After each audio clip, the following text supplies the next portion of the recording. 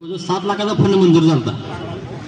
तो फंड का परत गेला तर ग्रामपंचायतीनं 100 रुपयाच्या स्टॅम्पवर आम्हाला लिहून द्या की आमच्या मालकीच्या ह्या आहे असं लिहून द्या म्हणून आम्हाला त्यांनी तक्रार केली.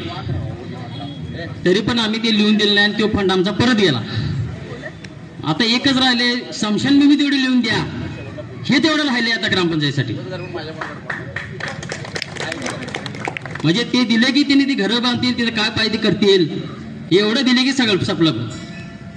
परंतु आपल्या मारुतीरायाने आपल्या त्यांची जागा दाखवून दिलेली आहे.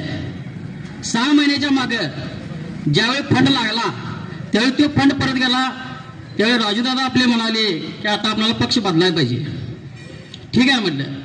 मला विजय कारंडे यांना सगळ्यांना सांगून अर्जुन पाटील यांनी सगळ्यांनी मिळून आम्हाला राजूबाबा आवळे साहेबांच्या संग जायला सांगितले. त्यावेळी आम्ही ठरवले की राजूबाबा आवळे साहेबांनी आपल्याला 71 लाख रुपयाचा फंड हेरली पंचकृषीचा दिला आहे.